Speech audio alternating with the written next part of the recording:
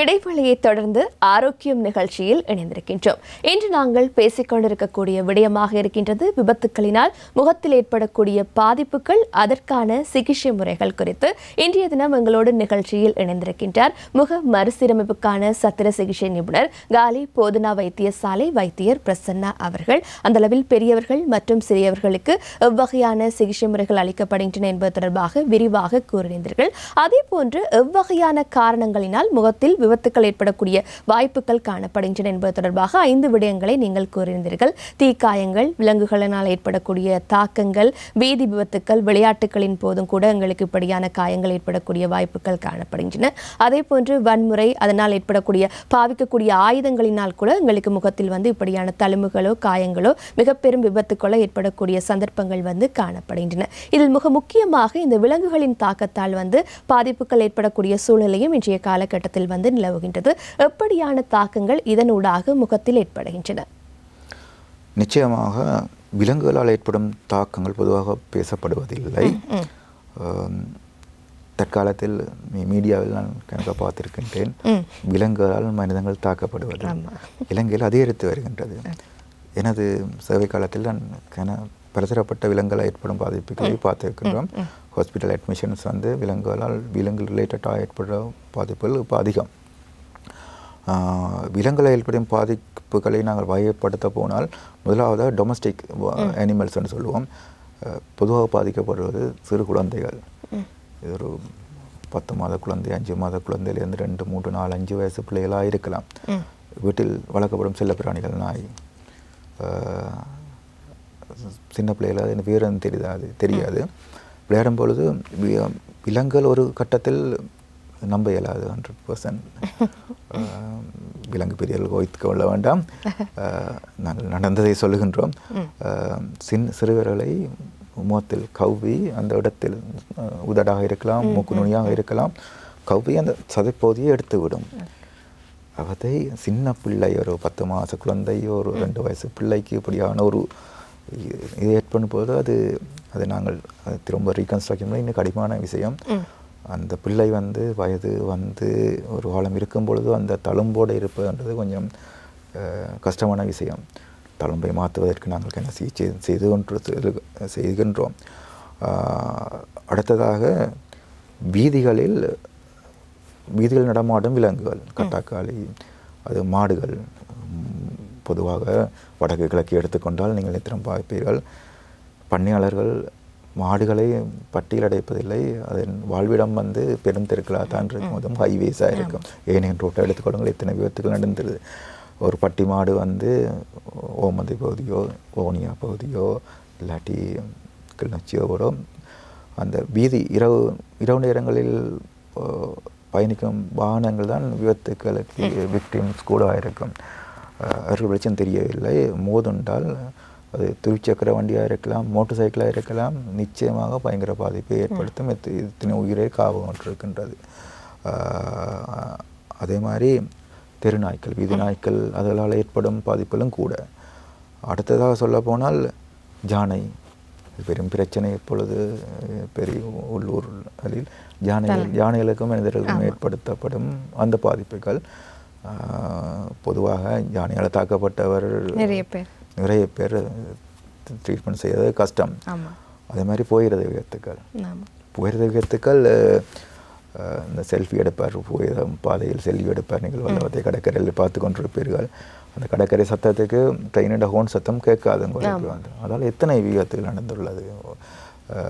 தற்கொலை செய்தவர்கள் கூட போகிறது எங்கள். அதே மாதிரி சில இதுகள் விலங்குகளை ஏற்படுத்தும் விபத்துக்கள், காட்டில் வேட்டையாட போகிறவர்கள் பொதுவாக கரடிகளால் தாக்கப்படுவார்கள். கரடி மற்ற விலங்குகளின் பார்க்க கரடி முகத்தை தான் தாக்கும்.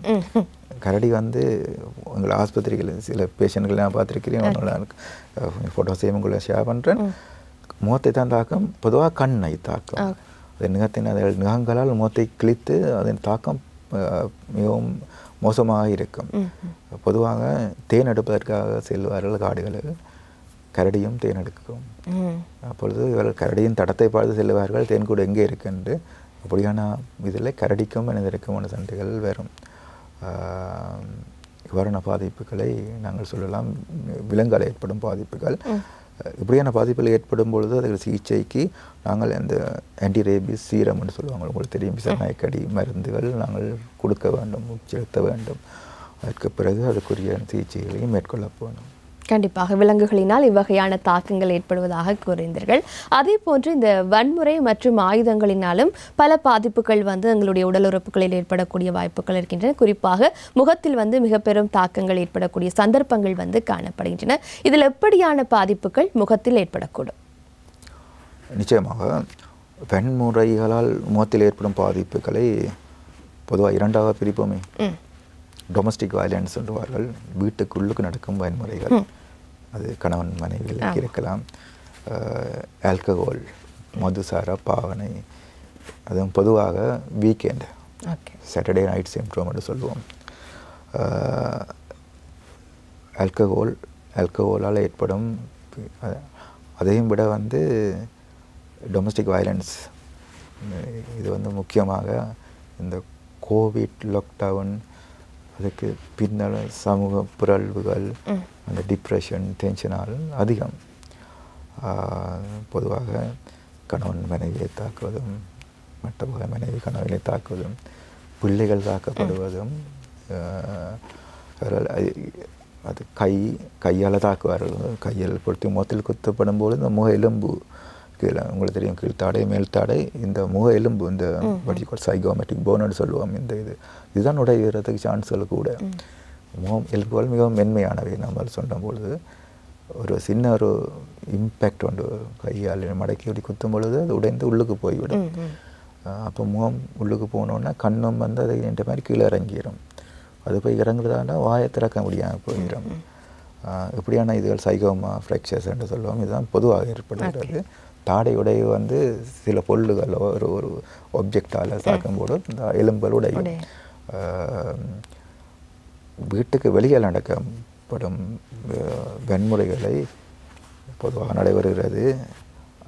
கோஷ்டிமோதல், ஆயுத குழுக்கள், பொருள்களால் தாக்குதல், வாளால் வெட்டுதல், துப்பாக்கி, இதுகள்தான் எடுக்கப்படும். இவ்வாறான பாரதூரமான விதைகள் டீப் பெனிட்ரேஷன் இன்ஜரிஸ் என்று சொல்லுவோம். கோஷ்டி, அவக்ளூ, அவ்வாறான இதுகள் மிகவும் கூரியான ஆயுதங்களை யூஸ் பண்ணுவார்கள். அதனால் முகத்தில் பெனிட்ரேஷன் இன்ஜரிஸ் டீப்பான ஸ்ட்ரக்சர் உருடுருகி போகும். இவற்றை சீர் செய்வது நாங்கள் லேயர்ஸ் பை லேயர்ஸ். நரம்புகள் பாதிக்கப்படும் பொழுது அந்த நரம்புகளை மீள இணைக்க வேண்டும். இயக்க நரம்பு, கண்ணின் பார்வை போகும்போது அதை மறுசீரமைக்க வேண்டும். அதே மாதிரி தொழில் மென்று சாப்பிட முடியாமல் போகும், அதற்குரிய சிகிச்சைகளை வழங்க வேண்டும். அடுத்ததாக மிசைல் இன்ஜரிஸ் என்று சொல்லுவோம், கன் ஷாட் இன்ஜரி. யுத்த காலத்தில் இது பொதுவாக நடைபெற்றது. அந்த ஒர்க்லோட் கூடுவாக இருந்தது. இப்போவும் யுத்தம் முறையோடைந்தாலும் அந்த வயலன்ஸ் இன்னும் நடந்து கொண்டிருக்கின்றது. கன்ஷாட் இன்ஜரி, மிசைல் இன்ஜரிஸ் என்று சொல்லுவோம். அதின் பரிணாமம் கொஞ்சம் வித்தியாசமானது. நான் சொன்னோம் low velocity injury, high velocity injury என்று சொல்லுவோம். இது எக்ஸ்ட்ரா ஹை வெலோசிட்டி இன்ஜரி. ஒரு புல்லட் ஒரு பக்கம் போய் அது என்ட்ரி சைட்னு சொல்லுவோம், அடுத்த பக்கம் எக்ஸிட் ட்ரைவ்ஸ்னு சொல்லுவோம். இது தற்கொலையாக இருக்கலாம், இல்லாட்டி ஒரு கன்ஃபரண்டேஷன், ஒரு தீவிரவாத தாக்குதலாகவும் இருக்கலாம். இல்லாட்டி போதை வஸ்து சம்பந்தமான தாக்குதல் இருக்கலாம். முகத்தில் தான் ஏற்படுத்தப்படும். ஒருத்தர் குறிப்பாப்ப என்றால் அவர் நெத்தியோ முகத்தை தான் குறிப்பாப்பார். அப்பொழுது அதற்குரிய ட்ரீட்மெண்ட், அதற்குரிய பரிணாமங்கள் வித்தியாசம். அதன் டேமேஜ், ஒரு என்ட்ரி பாயிண்ட் சின்னனாக இருக்கும், எக்ஸிட் பாயிண்ட் பெருசாக இருக்கும். ஏனென்றால் ஒரு மிசைல் சின்ன புல்லட்டோ ரொட்டேஷனில் போகும். போய்க்கில் எந்த இடத்துல போகுதோ அது சின்னனாக இருக்கும். அது வெளியில் வரைக்கில் அதன் தாக்கம் இனியிலன்ற ஒரு சிவியரான இதாக இருக்கும். கண்டிப்பாக பொதுவாக விபத்துக்களினூடாக முகத்தில் பாதிப்புகள் ஏற்படலாம். ஆனால் ஒவ்வொரு வகையான விபத்துக்களின் தாக்கம் என்பது வித்தியாசமானதாகவே காணப்படுகின்றது. அதே போன்று இந்த விளையாட்டுகளினூடாகவும் முகத்தில் பாதிப்புகள் ஏற்படக்கூடிய வாய்ப்புகள் காணப்படுகின்றன. இன்றைய காலகட்டத்தில் பலரும் உடல் சார்ந்த விளையாட்டுகளில் தங்களை அதிகமாக ஈடுபடுத்திக் கொள்கின்றார்கள். அதன் போது பல விபத்துக்கள் ஏற்படக்கூடிய வாய்ப்புகள் ஏற்படுகின்றன. அதனுடைய தாக்கம் எப்படி இருக்கின்றது? அதனுடைய பரிணாமங்கள் குறித்து விளக்க முடியுமா? நிச்சயமாக விளையாட்டுகளால் ஏற்படும் விபத்துக்கள் மேலத்தைய நாடுகளில் நாங்கள் வெளிநாடுகளில் இருக்கும் பொழுது அதற்குரிய பாதிப்புகள் கூட இலங்கையிலும் இருக்கின்றது. விளையாட்டுகளால் ஏற்படும் பாதிப்புகள் நாங்கள் பல லெவலில் நாங்கள் கதைக்கலாம். ஒன்று பாடசாலை மட்டம், சிறுவர்கள், ஃபுட்பால், கிரிக்கெட், ரக்பி, வேறு நார்மல் விளையாட்டுகளாக இருக்கலாம். உங்களுக்கு தெரியும், முகம் ஆரம்பத்தில் கூறுகின்றேன், உடம்பில் உள்ள எலும்புகளின் தன்மையில் முகத்தின் எலும்பு மிகவும் மென்மையானது. பேப்பத்தின் திக்னஸ் என்று சொல்லுவோம். ஒரு சிறிய ஒரு விசையை ஏற்படுத்தும் போது ஒரு உடைவு ஏற்படுத்தப்படும். உதாரணமாக ஒரு ரக்பி அதற்குரிய தலைக்கவசம், முகக்கவசம் அணிந்து விளையாட வேண்டும். அதற்குரிய அந்த ப்ரொடெக்டிவ் மெக்கானிசத்தை மெயின்டைன் பண்ணாவிட்டால் ஒருத்தர் ஓடும் பொழுது அவருடைய ஒரு முழங்கை இந்த முகத்தில் இடிபடும் பொழுது அந்த ஸ்போர்ட்ஸ்மேன் அவருடைய மஸ்குலேச்சர் நீண்ட ஃபோர்ஸாக இருக்கும், முகமுடைவற்றோடும். ஃபுட்பால் நான் சொன்னேன், இந்த சைகோமேட்டிக் போன் அண்ட் இந்த முகத்தின் இந்த அமைப்பை ஏற்படுத்தக்கூடிய எலும்புகள் தான் நுழைகின்றது. அதே மாதிரி கிரிக்கெட் விளையாடும் பொழுது கிரிக்கெட் பால் மிகவும் பேரமானது. இந்த ஹெல்மெட்டை போட்டு கொண்டிருக்க வேண்டும். பொதுவாக அந்த ஸ்டெப்பையும் போட வேண்டும். பால் முகத்தில் நேர தாக்கும் பொழுது நிச்சயமாக ஒரு பெரிய பாதிப்பை ஏற்படுத்தும். பல்லு உடைந்து போகும். கிட்டடியில் காலி சர்வதேச விளையாட்டுப் போட்டியில் கிரிக்கெட் வீரர்கள் முன் பல்லுகளை இழந்தார். அதே மாதிரி பாடசாலை மட்டங்களிலும் சிறுவர்கள் ஆஸ்பத்திரியில் அணுகுவார்கள். விழுதல், ஸ்போர்ட்ஸில் தலைக்கு விழுதல், ஒரு பாறை மேற்மோதும், கிரவுண்ட் கிளியராக இருக்கும். அவர்களுக்கு உடனே சிகிச்சை. உதாரணமாக ஒரு பல்லு ஒன்று வெளியில் வந்தால் உடனடியாக அந்த பல்லை ஒரு இளநீரோ பாலோ ஒன்றுக்கு உணர்ந்து வைத்து கொண்டு வந்தாலும் அதே பல்லை நாங்கள் ரீப்ளேஸ் பண்ண முடியும். அது சின்ன ஒரு மலத்தியாலம் 2 மலத்தியாலத்துக்குள்ளே கொண்டு வேண்டும். கரநேரம் போனால் அதை ரீப்ளேஸ் பண்ண முடியாது எங்களால். நிவாரண பாதிப்புகள் ஏற்படுத்தப்படும். இப்பொழுது எவ்வகையான பரிசோதனை முறைகள் காணப்படுகின்றன? இப்படியான விபத்துக்களுக்கு சிகிச்சை முறைகளும் என்னவாக இருக்கின்றன? நிச்சயமாக முகம் சம்பந்தமான சத்திர சிகிச்சை நிபுணர்கள் விசேடமாக ஒரு முகத்தை மறுசீரமைப்பதற்காக பயிற்சிப்பட்டவர்கள். இது விபத்துகள் மட்டுமில்லை, ஒரு கேன்சராக இருக்கலாம், வேறு ஒரு டிஃபெக்டாக இருக்கலாம், ஒரு குறைபாடுகளாக இருக்கலாம். அவரை என்ன விதமான இதன் முகத்தில் ஏற்பட்டாலும் அதை சிகிச்சை அளிப்பதற்கு முக மறுசீரமைப்பு நிபுணர்கள் தகுதியானவர்கள். ஒரு விபத்து ஏற்பட்டு ஒரு முகத்தில் சிதைவு ஏற்பட்டு ஒரு பேஷண்ட் வைத்தியசாலையை அனுமதிக்கப்படும் பொழுது அந்த விபத்தின் தன்மை சிடி ஸ்கேன் என்று சொல்லுவோம். CT scan, plane X-rays, ultrasound scan, இவ்வாறான டயக்னோசிஸ் ட்ரீட்மெண்ட்டில் நாங்கள் அந்த விபத்தின் தன்மையை அறிந்து கொள்வதற்காக நாங்கள் பயன்படுத்துவோம். சிகிச்சை முறைகள் எடுத்துக்கொண்டால் எலும்பு உடைவு, ஒரு ஓர்த்தோபெடிக் சர்ஜன் ஒரு அவயம் உடைந்தால் பிளேட் ஃபிக்சேஷன் என்று சொல்லுவோம். அதை ஓப்பன் பண்ணி அந்த உடைந்த எலும்பு துண்டை மீள அந்த விபத்துக்கு முதல் எவ்வாறு இருந்ததோ அதே மாதிரி நாங்கள் திரும்பப்படுத்த வேண்டும். உதாரணமாக முகத்தில் தாடை எலும்புகள் இருக்கின்றது, கீழ்த்தாடை, மேல்தாடை. அந்த தாடை எலும்புகளில் தான் பற்களின் அமைப்பு இருக்கின்றது. முகத்தை பொறுத்தமட்டி நாம் ஆரம்பத்தில் கூறியது போல 2 விஷயம் முக்கியத்துவம் பெறுகின்றது. ஒன்று அந்த முகத்தை மறுசீரமைக்கும் பொழுது ஒன்று அந்த வடிவு, முகம் எவ்வாறு இருந்ததோ அதே மாதிரி நாங்கள் மறுசீரமைக்க வேண்டும். ஒரு பக்கம் முகம் உடைந்தால் மற்ற பக்கம் அதை ஏற்ற மாதிரி நாங்கள் மறுசீரமைக்க வேண்டும். முகத்தில் ஒரு சின்ன வித்தியாசம், சிமெட்ரி என்று சொல்லுவோம். ஒரு சின்ன வித்தியாசம் என்றால் அது டக்கண்டு மற்றவர்கள் கண்களுக்கு புலப்படும். அதுவே ஒரு பெரிய ஸ்டிக்மாக இருக்கும். அதே நேரம் முகத்தில் ஒரு தளம்பு ஒன்று ஏற்படும் பொழுது அதுவும் வந்து நிறுத்தி இருக்கும். அப்பொழுது சிகிச்சை நாங்கள் அளிக்கும் பொழுது ஒரு இன்சிஷன் ஒரு பட்டொண்டை போட்டு ஓப்பன் பண்ணிக்கல வந்து அந்த இன்சிஷன் வெளியில் தெரியக்கூடாது, அந்த தழும்பு வந்து ஏற்படுத்தக்கூடாது. அதுக்கேற்ற மாதிரி ஆனால் அந்த எலும்புகளையெல்லாம் ஃபிக்ஸேட் பண்ணணும் இருந்த நிலைமைக்கு. அது வந்து ஈஸ்தட்டிக் சம்மந்தமானது. அடுத்து வந்து ஃபங்க்ஷன் சம்மந்தமானது. எலும்பு உடைந்து உள்ளுக்கு போய் இருந்தால் அந்த ஃபங்க்ஷன் வாயை திறந்து மூட வேண்டும். அவர் சாப்பிடுவதற்கு வாயை திறக்க வேண்டும், கதைப்பதற்கு வாயை திறக்க வேண்டும். அந்த ஃபங்க்ஷனை நாங்கள் ரெஸ்டோர் பண்ண வேணும். அப்படியானால் அந்த எலிமிட் அமைப்பு வாயை திறந்து மூடும் பொழுது ஒரு லொக்கிங் ஒரு தடை கொண்டு ஏற்படுத்தக்கூடாது. அதே மாதிரி வந்து ஒரு நரம்பு பாதிக்கப்பட்டிருந்தால் அந்த அந்த பகுதியின் தசையின் இயக்கம் பாதிக்கப்படும். அந்த நரம்பை மீள இணைக்க வேண்டும். ஒரு அவயவம் இல்லாமல் போயிட்டு என்றால் அந்த அவயவத்தை நாங்கள் திரும்பப்படுத்த வேண்டும். அதற்காக வேண்டிய நாங்கள் வந்து இப்போ வாயில் ஒரு எலும்பு துண்டு இல்லை என்றால் கீழே வேறு அவயவத்தில் ஒரு இடுப்பில் சின்ன துண்டு எலும்பை எடுத்து இதை வைத்து பொருத்த வேண்டும். ஓட்டோகிராஃப் என்று சொல்லுவோம். சில வேளை அவ்வாறு செய்ய முடியாமல் போகும். இந்த காலகட்டத்தில் நாங்கள் இந்த அட்வான்ஸ் டெக்னாலஜி என்று சொல்லுவோம். சிடி ஸ்கேன் எடுத்து அதை 3D பிரிண்டிங் என்ற ஒரு மாடலாக பிரிண்ட் பண்ணி நாங்கள் அனுப்புவோம். அந்த ஒரு போனோ இந்த அவயவத்தை நாங்கள் ஆர்டிஃபிஷியலாக நாங்கள் செய்யலாம். செய்தெடுத்து ஃபிக்ஸ் பண்ணக்கூடியதாக இருக்கும். சிகிச்சையின் பின்னர் அந்த எலும்பு திரும்பவும் பொருந்தி திரும்பவும் ஃபங்க்ஷன் ஆகிறதுக்கு சில காலம் ஏற்படுத்தப்படும். 1.5 மாதம் 6 கிழமை தேவை. அதற்கு பின்னர் ரீஹபிலிட்டேஷன் சொல்லுவோம். ஃபிசியோதெரபி, முறை மருத்துவம் என்று சொல்லுவோம். அவர்கள் அதுக்குரிய பயிற்சிகளை கொடுப்பார்கள்.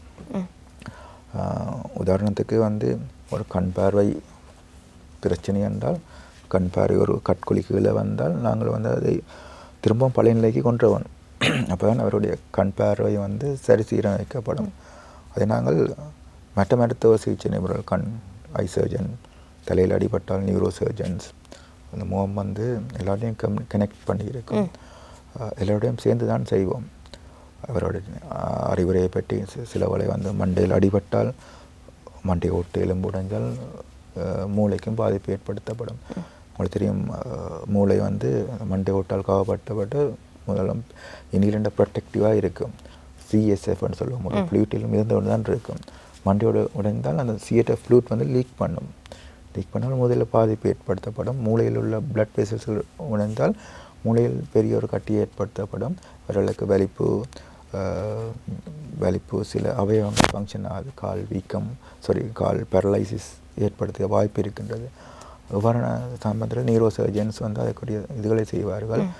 அந்த மறுசீரமைப்பை நாங்கள் மேற்கொள்ளுவோம். அடுத்ததாக முகத்தில் தழும்பு ஏற்படுத்தால் அது பெரிய வடுவாக இருக்கும். எங்கள் ஏஷியன் பாப்புலேஷன் என்று சொல்லுவோம். முகத்தில் ஏற்படும் தழும்புகள் வந்து ஹைப்பர்ட்ரோபி ஸ்கார் ஏற்படுத்தப்படும். சில சிராப்பு காயம் ஏற்பட்டால் அதற்கு பெரிய மருத்துவம் தேவையில்லை. பொதுவாக வந்து சிராப்பு காயம் ஏற்பட்டால் அதுக்குரிய மருந்துகள் இருக்கும். அவர்கள் வந்து வெயில் திரிவதை தவிர்க்க வேண்டும். முகம் கருப்பாக மாறும். ஆக்சுவலாக போஸ்ட் இன்ஃப்ளமேட்டரி ஹைப்பர் பிக்மெண்டேஷன் என்று சொல்கிறது வந்து கருப்பு மெலனின் பொருட்கள் வந்து மிகவும் அதிகமாக வரும். இவர்களுக்கு நாங்கள் கொடுக்க வேண்டிய அறிவுரை என்றால் மாய்ஸ்சரைசிங் க்ரீம் பூச வேண்டும், சன்ஸ்க்ரீன் யூஸ் பண்ண வேண்டும், வெடியில் பூவேக்கில் வந்து சின்ன மசாஜ் செய்ய வேண்டும். அதுக்குரிய தழும்பலை குறைப்பதற்கு சில இன்ஜெக்ஷன் இருக்குது, சிகிச்சை முறைகள் இருக்குது. அவர்கள் எங்களை அணுகினால் மொத்தத்தில் அந்த ஏற்கனவே தழும்புகள் வடுக்கள் இல்லாமல் செய்து அவர்களுக்கு உதவி செய்யக்கூடியதாக இருக்கும் எங்களால். விபத்துக்களினால் முகத்தில் எப்படியான பாதிப்புகள் ஏற்படுகின்றன, அதே போன்று அதனுடைய தாக்கங்கள் எவ்வகையானதாக இருக்கின்றது, பரிசோதனை முறைகள் மற்றும் சிகிச்சை முறைகள் குறித்து நீங்கள் தெளிவாக கூறியிருந்தீர்கள். இப்படியான விபத்துக்கள் குறித்து மக்கள் எவ்வகையான விழிப்புணர்வை கொண்டிருக்க வேண்டும், அவர்களுக்கு நீங்கள் இறுதியாக சொல்லக்கூடிய அறிவுரை என்னவாக இருக்கும்? விபத்துக்களால் சிகிச்சை அளிப்பது என்பது விபத்துக்களை தடுக்க வேண்டும். Prevention is better than curing என்ற வகையில் மக்களுக்கு சொல்லக்கூடிய அறிவுரை என்றால் வீதிகளில் கவனமாக செல்ல வேண்டும், வீதி விதிமுறைகளை பின்பற்ற வேண்டும், பொதுவாக அந்த ஹெல்மெட் அணிவர்கள் அந்த ஹெல்மெட் ஸ்டெப்னு சொல்லுவார்கள், அதை போட்டுவிட்டு போயிடுவார்கள். அவர்கள் ரோட்டில் டிராஃபிக் போலீஸ் இருக்கிறார்களா இல்லையா, டிராஃபிக் போலீஸ் இருப்பார்கள்ன்றபடியால் தான் ஹெல்மெட் போடுறவர்கள் இருப்பார்கள். ஒரு அடிபட்ட விழுந்து ஹெல்மெட் போட்டிருந்தாலும் ஒரு அடிபடும் பொழுது ஹெல்மெட் அந்த ஸ்டெப் போட்டுப்படாட்டே கலண்டு போயிடும். அதே மாதிரி வந்து சின்ன பிள்ளைகளை ஒரு மோட்டர் பைக்கில் கொண்டு போகும்பொழுது பெரியவர்கள் ஹெல்மெட் அறிவார்கள், சின்னவர்கள் கையில் வைத்து கொண்டு போவார்கள். விக்டிம் வந்து அவர்கள் தான் இருப்பார்கள். வந்து வேகமாக போட தேவையில்லை. இருள் ஒரு 3 வீலர்ஸ் அண்ட் மோட்டர் பைக் இதுதான் ப்ரோன் டு ஆக்சிடெண்ட். வந்து என்ன பேலன்ஸ் இல்லாமல் போயிடும். இனிமேல் கவனமாக போகணும். வேகமாக போகவில்லை ஆக்சிடெண்ட் நடக்காதுண்டு இல்லை. மெதுவாக போகும் பொழுது சின்ன ஒரு கல்லோ ஒரு சின்ன ஒரு ஸ்டாண்டை போடாமல் போனால் கூடி ஒரு சிறு ஒரு விஷயம் ஒரு பெரிய ஆக்சிடெண்ட்டை ஏற்படுத்துவதற்கு காரணமாக இருக்கும். அதே மாதிரி நான் மற்ற காரணங்கள் கூறிய போது விலங்குகளால் ஏற்படும் பாதிப்புகள் வீடுகளில் வெளியிடங்களில், அதே மாதிரி வயலேஷன்ஸ் குடும்பங்களில் நடக்க வயலேஷன் குறைக்க வேண்டும். விபத்துக்கள் ஏற்படாமல் பார்த்துக்கொள்ள வேண்டும். விபத்துக்கள் ஏற்பட்டு எவையான சிகிச்சை இருந்தாலும் அதன் பாதிப்பு ஓரளவு இருந்தே ஆகும். மற்ற அவயவங்கள் ஏதாவது பாதிப்பு இருந்தால் நீங்கள் அடையலை போட்டும் அழைத்து கொள்ளலாம். ஆனால் முகத்தில் ஒரு பாதிப்பு ஏற்படுத்தும் போது நிரந்தர வலுவாக இருக்கும். அதன் பரிணாமம் வித்தியாசமாக இருக்கும். அவருடைய அந்த செல்ஃப் கான்ஃபிடென்ட்னு சொல்லுவார்கள். ஒரு முகத்தில் தளம்பு இருக்கிறது, ஒரு சோஷியல் ஃபங்க்ஷன்ஸ், சோஷியல் டிஸ்ட்ராக்ஷன்ஸ், முன்னுக்கு போய் ஒரு விஷயத்தை கதைப்போதோ முன்னுக்கு போயிருக்க தயக்கம் வருவார் என்றபடியால் முடிந்தளவு உங்கள் முகத்தை பாதுகாத்துக் கொள்ளுங்கள், விபத்துக்களிலிருந்து தவிர்த்துக் கொள்ளுங்கள். கண்டிப்பாக எல்லாவற்றிலும் அவதானமாக இருக்க வேண்டியது அவசியம் என வைத்தியர் கூறியிருந்தார். இன்றைய ஆரோக்கியம் நிகழ்ச்சியில் நாங்கள் முழுமையாக பார்த்த விடயமாக இருக்கின்றது விபத்துக்களினால் முகத்தில் ஏற்படக்கூடிய பாதிப்புகள் என்னவாக இருக்கின்றன, இன்றைய காலகட்டத்தில் இருக்கக்கூடிய முக மறுசீரமைப்பு சிகிச்சை முறைகள் குறித்து நாங்கள் விரிவாக பேசியிருந்தோம். எங்களுடைய கேள்விகளுக்கு இன்றைய நிகழ்ச்சியில் பதில் வழங்கியிருந்தார் முக மறுசீரமைப்பு சத்திர சிகிச்சை நிபுணர் காலி போதனா வைத்தியசாலை வைத்தியர் பிரசன்னா அவர்கள். உங்களுக்கு நாங்கள் எங்களுடைய சார்பாக நன்றியை தெரிவித்துக் கொள்கின்றோம். நன்றி. நன்றி. இந்த வாரம் ஆரோக்கியம் நிகழ்ச்சியில் நாங்கள் கலந்தாலோசித்த விடயம் உங்களுக்கு பயனுள்ளதாக அமைந்திருக்கும் என்ற நம்பிக்கையில் நாங்கள் உங்களை அடுத்த வாரம் ஆரோக்கியம் நிகழ்ச்சியில் சந்திக்கின்றோம். நன்றி, வணக்கம்.